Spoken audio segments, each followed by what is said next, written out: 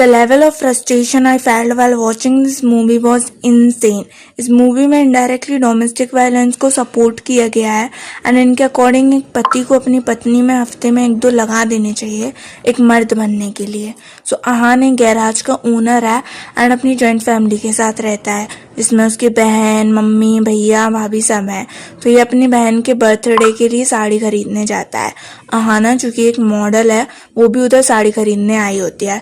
तो ये एक रैंडम लड़की की साड़ी पकड़ के उससे पूछता है कहाँ से ली, मुझे भी लेना है। एंड इन दोनों की साड़ियाँ एक्सचेंज हो जाती हैं एंड जब इसको ये पता चलता है he doesn't even try to give her back. तो ये जिम में अपने फ्रेंड को बता रहा होता है कि कैसे इसे कल इसकी टाइप की लड़की मिली। तभी वहाँ आहाना भी आ जाती है एंड फिर ये लोग छपरी लड़कों जैसे इस पे कमेंट करने लगा है, वो भी इसके पापा के सामने। बाय गॉड क्या सही चीज है यार। और ये इनमें एक थप्पड़ लगाने की वजह उनके साथ हंसते हैं एंड बोलते हैं कम ऑन यार, आई अंडरस्टैंड ये सब होता है, you are a nice boy. तो इसका कुछ सूट चल रहा होता है तो इनका जो मेल मॉडल है जिसको इन्होंने कुछ तो देखकर सिलेक्ट किया होगा उसको और किसी भी और मॉडल को बाइक चलानी नहीं आती एक्सेप्ट ऑफ कोर्स आहान, जिसको सूट के दौरान पता नहीं कौन कौन से देश घुमा लाता है। तो इसे अपनी बेटी की चिंता हो रही होती है तो इसलिए विभूति नारायण को एक थप्पड़ लगा देती है। फिर इसकी गाड़ी ठीक कराने के लिए इनके गैराज आती है जहां इनके पूरे गैराज वाले इसे इम्प्रेस करने की कोशिश करते हैं और ये अपनी पर्सनल डायरी यहाँ भूल जाती है जिसे विभूति नारायण चुरा के आहान को दे देता है एंड ये उनमें से सब पढ़ लेता है कि उसे क्या पसंद है क्या नहीं। एंड ये फिर इनके सीधे घर पहुंच जाता है इसको इम्प्रेस करने के लिए जिसमें आहाना के पापा इसकी बहुत तरफदारी करते। आई डोंट नो इन्होंने कैसा पापा का कैरेक्टर बनाया है। एंड फिर ये इसको रेस्टोरेंट ले जाते हैं एंड जो जो इसकी फेवरेट चीज़ें हैं इसने डायरी में पढ़ी थी वही अपनी फेवरेट चीज़ें बताने लगता है और ये महारानी सोचती हैं कि इनका सोलमेट मिल गया इन्हें और फिर इसकी डायरी में से सब पढ़ पढ़ के ऐसे ही इसे बताता रहता है और फाइनली ये इम्प्रेस भी हो जाती हैं। ये सोचती हैं कि इन्हें इन्हीं की जैसे सोचने वाला लड़का मिल गया और ये इसे खुद जाके प्रपोज कर देती हैं। ये इससे शादी करने के लिए अपनी माँ से झूठ बोलता है। दैन इनकी शादी हो जाती है। अब होती है इस लड़की की जिंदगी बर्बाद। ये उसे शॉर्ट कपड़े पहनने से मना करता है क्योंकि इसके दूध वाले, धोबी और नौकर की नज़र इसी की जैसी बहुत खराब है। इन्होंने शॉर्ट कपड़े पहनने के लिए मना किया है बट ये लोग गाने में शॉर्ट ड्रेस पहन सकते हैं क्योंकि इन्हें पता है इनकी ऑडियंस कौन है। फिर ये लोग लंदन चले जाते हैं जहाँ इसे आहाना का कज़न मिलता है जो रहता तो लंदन में है बट उसे शादी किसी इंडियन लड़की से करनी है और ये लंदन से अपने पैसों से अपने लिए बहुत सारी चीज़ें लाई होती है और ये उसे बिना पूछे अपनी बहन और भाभी को बांटने लगता है जिससे ये थोड़ा चिढ़ने लगती है। And we can clearly see ये अपनी वाइफ को अपनी फैमिली का पार्ट कंसिडर नहीं करता। ये अपनी वाइफ से पहले अपनी फैमिली को रखता है एंड इफ़ यू इमेजिन इसकी माँ या बहन अपने लिए चीज़ें लाई होती तो ये उनसे बिना पूछे अपनी पत्नी को दे देता क्या। जब इसकी माँ चीज़ें वापस करने को बोलती है तो इसकी बहन ऐसे रोती है जैसे ये इसकी चीज़ें हों। फिर ये एक दिन बोलती है इसको घर में बोर हो जाता है तो इसको कुछ काम करना है तो ये बोलता है मॉडलिंग के अलावा कुछ भी करो। तो ये बहुत खुश हो जाती है कि इसे शादी के बाद काम करने को मौका मिल रहा है एंड अगर जब इसको मॉडलिंग से इतनी प्रॉब्लम थी तो एक मॉडल को इम्प्रेस क्यों कर रहा था, क्योंकि उसे एक संस्कारी बहू में ट्रांसफर कर सके। एंड जब इसे ये अलग रहने के लिए बोलती है तो ये बोलता है मैं अपनी फैमिली से दूर नहीं रह सकता बट तुम लड़की हो तुम्हें अपनी फैमिली से दूर रहना पड़ेगा। जब ये बोलती है कि इसे सब कुछ तुम्हारी फैमिली से पूछ के करना पड़ता है तो ये बोलता है तुम इतनी इलॉजिकल क्यों है। इनके अकॉर्डिंग लॉजिकल है कि वो लड़की है तो उसे सब सेक्रीफाइस करना पड़ेगा। फिर ये प्रेग्नेंट हो जाती है बट ये अबॉर्ट करवाना चाहती है because he is not mentally prepared for that क्योंकि अभी 4 ही महीने हुए हैं शादी को एंड इनके बीच में झगड़े भी बहुत होते हैं। पर ये बोलता है कि इसकी माँ जब तुमसे 4 साल छोटी थी तब उन्होंने इसे पैदा किया।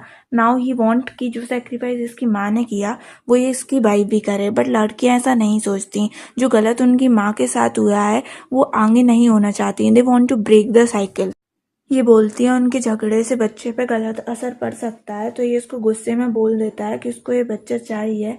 फिर जब इसकी माँ इसको अबॉर्ट कराने को बोलती है तो उन्हें विलन बताया गया है। फिर ये घर की सीढ़ियों से गिर जाती है तो आहान इसे ब्लेम करता है कि इसने अबॉर्ट करवा लिया। फिर इसकी बहन को कॉलेज में कुछ लड़के छेड़ते हैं तो ये उनके साथ मारपीट तो कर लेता है बट इसकी माँ बोलती है लड़कों को मारने से कुछ नहीं होगा, उन्हें इनकी बहन की शादी करवा देनी चाहिए। इनके अकॉर्डिंग लड़कों को नहीं मारना चाहिए, ये तो इनका राइट है, लड़की की शादी करवा दो फिर उसे कोई नहीं छेड़ेगा। और फिर वो अपनी वाइफ के कज़न के बारे में सोचता है जो उसे लंदन में मिला था, पर आहाना इस फैमिली में रह चुकी है तो उसे रिश्ता ठीक नहीं लगता, तो ये मना करती है। तो ये मूवी वाले उसे गंदा बताते हैं, भाई उसका भाई उसे नहीं करवानी शादी, कोई ज़बरदस्ती है कि अगर उसने तुमसे शादी की है तो उसे अपने भाई की शादी भी तुम्हारी बहन से करवानी पड़े। फिर इसको इसके बर्थडे पर रूम में डायरी मिल जाती है, जिसे देखकर इसे बहुत बुरा लगता है। इसके साथ सब कुछ धोखा हुआ है इसे पता चल जाता है। एंड जो एक्सचेंज हुई थी साड़ी वो इसे आहान की बहन को पहने देख लेती है। एंड आहान से बात करने की वजह ये ड्रिंक कर लेती है एंड नाचने लगती है। देन ही स्लैप्स हर। तो इसकी मॉम गुस्सा हो जाती हैं, पर इसके डैड अभी भी आहान की साइड हैं। फिर ये लोग बैठकर इधर अपने महान विचार बता रहे होते हैं। इसकी भाभी ऐसा करती तो इसके भैया भी ऐसा ही करते, और अगर इसकी बहन होती तो उसके पति को भी उसे ऐसे ही मारना चाहिए था। ये सब इन सब के महान विचार हैं। फिर ये फिर से प्रेग्नेंट हो जाती है एंड इस पर इसकी माँ बोलती है कि ऐसा होना अनहेल्दी है। फिर भाई साहब फिर आ जाते हैं, तो ये इसको इसकी माँ के पास से चलने को कहता है। तो ये बोलती है कि तुम मेरे लिए क्या अपनी माँ को छोड़ सकते हो, तो मैं कैसे छोड़ दूँ। तो ये बोलता है कि तुम्हारी माँ हमें अलग करना चाहती है एंड मेरी माँ हमें साथ देखना चाहती है। भाई अगर आप उसकी बेटी के साथ धोखा करोगे तो वो ऐसा चाहेगी ना। एंड ये बोलता है तुम्हारी माँ कुछ नहीं बन पाई तो तुम्हारे जरिए बनना चाहती है, और भाई तू तो उसे कुछ बनने ही नहीं दे रहा। एंड देन इसको पता चलता है शी इज प्रेग्नेंट, तो ये इसको धमकी देता है कि इसने अगर अबॉर्ट करवाया तो ये उसके पूरे परिवार को मार देगा। और ये इसके पापा से बोलता है कि आपकी खामोशी ने आपकी बेटी की जिंदगी बर्बाद कर दी। ये बात इसने बहुत सही कही, क्योंकि जिम में जब ये इसके बारे में उल्टा सीधा बोल रहा था तभी इसको एक थप्पड़ लगा देना चाहिए था instead of saying. Come on यार, आई अंडरस्टैंड ये सब होता है। फिर ये कोर्ट पहुंच जाते हैं, तो ये जज से बोलता है he want his child. And जब इसकी माँ कुछ ऑब्जेक्शन उठाती है तो उन्हें बैड लाइट में दिखाया गया है। इस सीन में विभूति नारायण बोलता है कि अगर एक खून माफ होता तो मैं इसका कर देता। इस मूवी में पूरी तरह से वुमेन्स को गंदा बताया गया है एंड जो वुमेन सेक्रीफाइस करती हैं वो बहुत अच्छी होती है। एंड जज भी बोल देती है कि she can't abort without his permission. And movie वालों ने स्क्रिप्ट बिना रिसर्च करे लिख दिया है, because in Indian law she does not need her husband consent to terminate pregnancy. और अब इसको डाउट है कि इसके बिना ये बच्चे के साथ कुछ कर ना दे तो ये भी उसके घर रहेगा। और साथ ही ये बोलता है एक हिंदुस्तानी नौजवान के लिए घर जवाई बन के रहना कितनी शर्मनाक और ये बात। अपने दोस्त को हवलदार बना के ले आता है। एंड अभी ये अपने चॉइसेस उस पर थोपने लगता है कि क्या खाना चाहिए, कहाँ सोना चाहिए। एंड इसको टच भी करता है। रात को जब ये अच्छे से सो नहीं पाती तो सुबह जल्दी भी उठाता है, कहता है नहीं तो ये जज को फोन कर देगा। हाँ, क्योंकि जज तो ठलुआ है, उसे तो कुछ काम ही नहीं है जो इनका फोन ही उठाता रहेगा। और इस पे हवलदार भी गुस्सा करता है और ये इसकी माँ की पिक्चर को डस्टबिन में भी फेंक देता है। बड़ा कॉमेडी सीन बताया गया है इसे। But if we imagine Aahana अगर आहान की माँ की पिक्चर अगर डस्टबिन में डाल देती तो कैसा लगता। फोन पर अपनी दोस्त से कुछ पार्टी के बारे में बात कर रही होती है, तो वो ये इस पे भी अपनी चॉइसेस थोपता है एंड बोलता है कि कोई पार्टी मार्टी नहीं होगी। एंड इसकी दोस्त को भी मारने की बात करता है।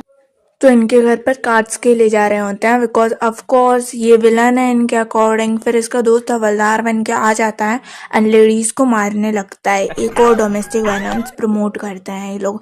एंड अंकल से भी कहते हैं कि बीवी को कंट्रोल में रखने के लिए हफ्ते में 3-4 लगा दिया करो। दानी एक लड़की को जन्म देती है एंड उसके बर्थ देते ही ये लोग लड़की को वहाँ से ले जाते हैं। जब डॉक्टर उन्हें समझाती है कि लड़की को एटलीस्ट 2 महीने की फीडिंग की ज़रूरत है, तभी वापस आते हैं एंड बोलते हैं कि आहाना की मॉम को यहाँ से भगाओ एंड आहाना को इनके घर आकर फीड करना पड़ेगा, बिकॉज ये नहीं चाहते कि इसके माँ और माँ की माँ का असर इस पर पड़े। एंड आई डोंट नो इन्होंने क्या खाकर जज एंड डॉक्टर का कैरेक्टर लिखा है। फिर ये भी अपने बच्चे से अटैच होने लगती है एंड इसके पापा इसे इमोशनल ब्लैकमेल करते हैं एंड बोलते हैं कि प्यार का मतलब होता है सेक्रीफाइस। ऐसा लगता है कि तुमने कभी सेक्रीफाइस किया ही नहीं। सेक्रीफाइस मैं भूल गई। इनके पापा का भी कैरेक्टर इन्होंने सस्ते नशे करके लिखा है। I mean, मुझे तो अभी तक इसी के सेक्रीफाइस दिखते हैं। वो छोटे कपड़े नहीं पहन सकती, मॉडलिंग नहीं कर सकती, वो मेंटली तैयार हो ना हो, that child will have to be born. अगर उसके साथ धोखा हुआ है तो वो कुछ ऑब्जेक्शन भी नहीं उठा सकती एंड हर काम इसकी चॉइस से करना पड़ेगा। जब ये अकेले में बच्चे को लेकर रो रही होती है तो ये उसके हाथ से बच्ची को ले लेता है और बोलता है कि वो नहीं चाहता जब तुम बड़ी हो और उसकी बच्ची हो तो उसको लेकर तुम भी कोने में बैठी रहो। इसका मतलब है तुम अच्छी बहू और पत्नी नहीं बन पाए। मतलब तुम अभी से ये सोच रहे हो कि इस छोटी सी बच्ची को बड़े होके एक बहू और पत्नी बनना है। डिवोर्स के पेपर आ जाने के बाद ये उससे बच्ची को छुड़ा लेता है एंड उसकी माँ को कॉल कर देता है कि वो इसको यहाँ से ले जाए, but she doesn't want to leave her child. तो ये उनके सामने गिड़गिड़ाती है एंड ये इनको इमोशनल ब्लैकमेल करते हैं। ये तो बोलता है तुम 3 महीने के बच्चे को अपनी माँ से अलग नहीं करना चाहती और तुम 30 साल के बच्चे को करना चाहती हो, जैसे कि इसकी तो कोई माँ ही ना हो। ये लोग सब मिलके एक तरीके से इसे इमोशनल ब्लैकमेल करते हैं बिकॉज ये सिर्फ अपने बच्चे के लिए इधर रहना चाहती है। एंड जब इसकी माँ कहती है कि इधर मत गिड़गिड़ाओ, इधर से चलो, तो उसका डैड फिर गिड़गिड़ाने लगता है और ये लोग एटीट्यूड दिखाते हैं। तो ये लोग गाड़ी में बैठ के वहां से निकलने लगते हैं। तो ये फिर बोलती है कि इसे इसके बच्चे के पास जाना है। तो इसकी माँ बोलती है कि उनके सामने गिड़गिड़ाने से कुछ नहीं होगा। तो इसके पापा उसमें थप्पड़ लगाते हैं क्योंकि उनके हिसाब से ये घर तोड़ रही है अपनी बेटी। फिर ये अपने पति के पास वापस चली जाती है because of her child of course. And ये सब करके ये एक अच्छी वाइफ बन गई है इस मूवी के अकॉर्डिंग।